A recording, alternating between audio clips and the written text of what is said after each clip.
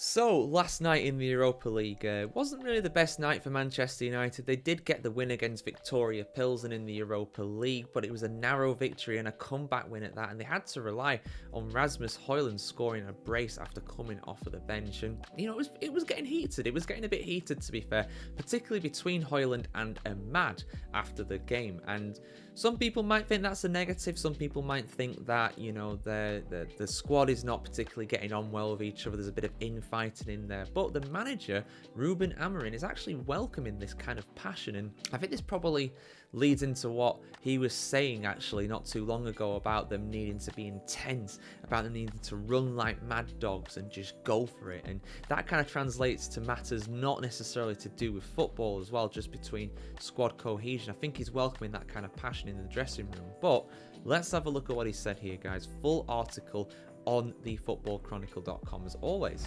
Manchester United manager Ruben Amorim has expressed his satisfaction with the heated exchange between Rasmus Hojlund and Amad following the team's 2-1 comeback victory over Viktoria Plzen in the Europa League. The incident occurred after the final whistle, with the two players accusing each other of failing to pick up the right pass during several late breakaways. Hojlund, who scored both goals for United after coming on as a second half sub, had to be separated from Amad by teammates Lisandro Martinez. However, Amorim viewed the confrontation as a positive sign, saying, "For me it's perfect, we need to feel something. In this moment we need to feel something. If we fight each other, it's like family.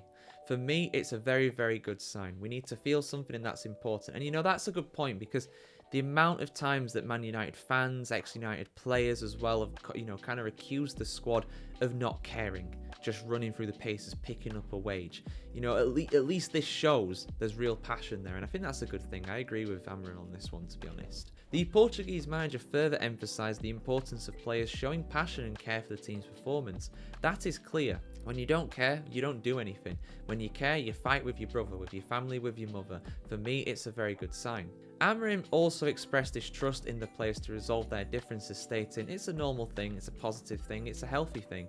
I let the players and the captain calm things down. If I think it's too much, I will go inside the dressing room. But it's their space. They have to talk, to fight, and for me, it's a very important thing." The win over Pilsen was United's first away victory in Europe since beating Real Betis back in March 2023. It's been nearly 2 years. My God. However, the match was not without its challenges, as the host took the lead due to an error from goalkeeper Andre Onana, whose misplaced pass to Matthijs de Ligt was easily intercepted, allowing the former Watford, Derby County and Burnley striker Matthijs Vidra to score. Despite the setback, Amorim remained positive about his team's performance and mentality. "I am happy that we won the game and still fight each other. That's a very good thing.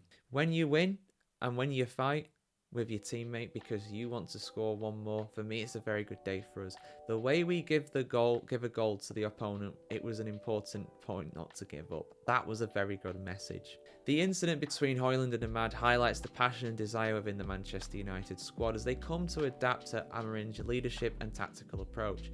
The manager's embrace of the confrontation as a sign of the players' commitment to the team's success bodes well for the club's prospects in domestic and European competitions. Yeah, I'm with him, to be honest. I mean, yeah, he's right. There are limits. You don't want them to be literally throwing hands at each other and properly squaring up and stuff like that. But, you know, I think this is absolutely fine. It's a disagreement on, you know, I mean, Hojlund's quite a young player in general, to be fair, but he's more experienced. And, you know, Amad's a very young player. He's got to learn at the end of the day, and sometimes you need to be told things quite firmly, you know.